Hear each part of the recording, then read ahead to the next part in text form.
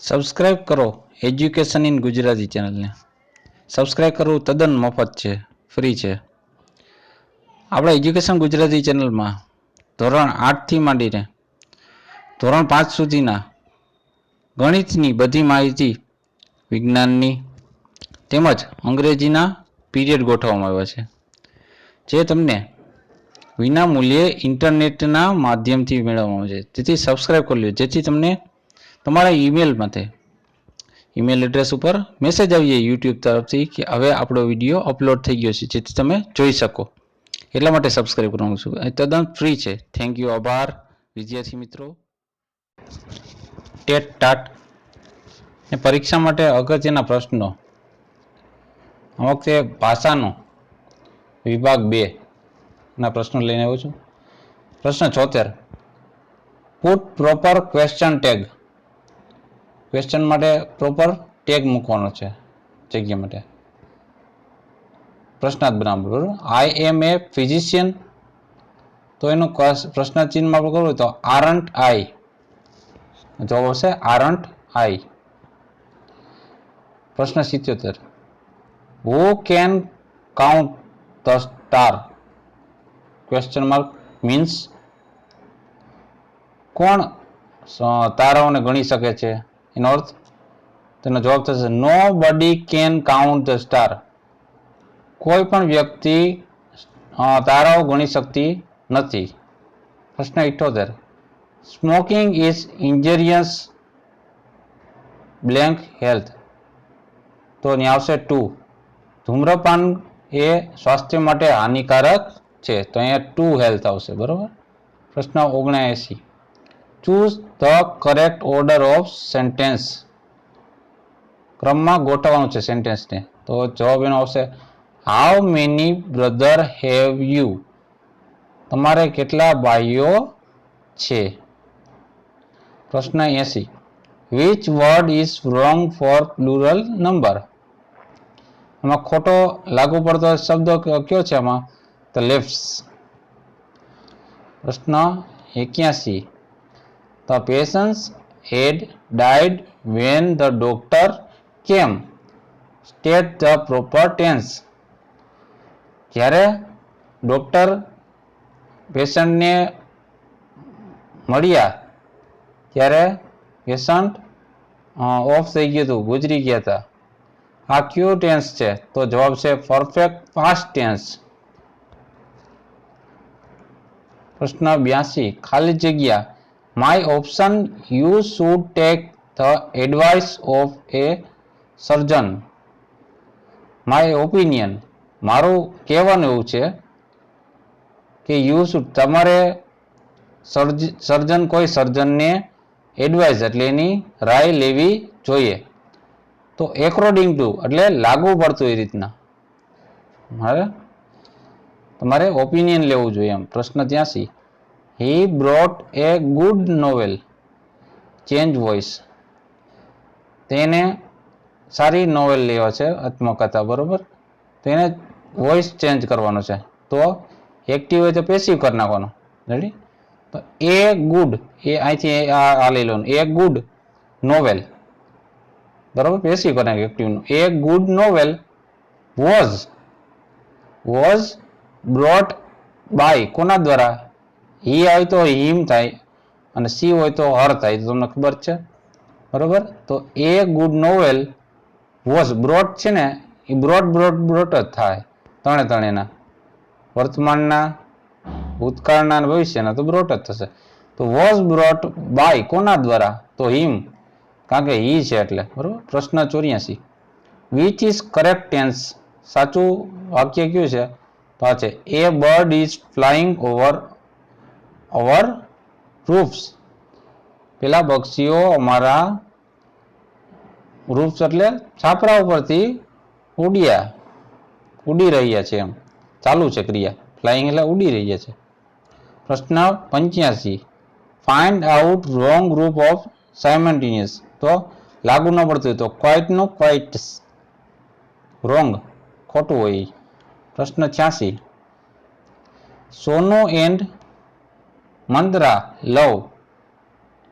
સોનુ ને મંત્રા પ્રેમ કરે છે. ઈચ અધર એકબીજાને. પ્રશ્ન 87 find out types of noun. Gold and silver are precious thing of ornaments. તો મટીરિયલ નાઉન. નાઉન એટલે નામ, બરોબર. ગોલ્ડ અને સિલ્વર મટીરિયલ નાઉન, બરોબર. પ્રશ્ન 88 the cow is standing blank a trees. ગાય ઊભી છે, ક્યાં ઊભી છે? તો ઝાડની નીચે આપણે કહીએ ને, તો નીચે એટલે અંડર. પ્રશ્ન જવાબ આવશે અંડર એ ટ્રી. પેલી ગાય ઊભી છે ઝાડની નીચે. આપણે નીચે કહીએ તો નીચેને કહેવાય અંડર. થોડું ગુજરાતી આપણે કરીએ ને એટલે આપણે અંદાજ આવી જાય. પ્રશ્ન 89 what a beautiful picture it is make it simple tense. આનું આપણે સાદો અર્થમાં કરવાનો છે. It is very beautiful pictures, એનો સાદો અર્થમાં થઈ જાય છે.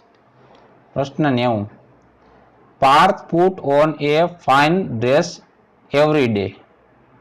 પુટ ઓન ની જગ્યાએ આપણે કરવાનું વિયર. વિયર એટલે પહેરવું. પ્રશ્ન 91 if you work hard you blank pass this test. તમે જો મહેનત કરશો, સખત મહેનત, તો તમે આ પરીક્ષા પાસ કરી લેશો. તો you would pass this test. પ્રશ્ન 92 મેક વન સેન્ટેન્સ. તો પહેલામાં આવશે my uncle does not take T.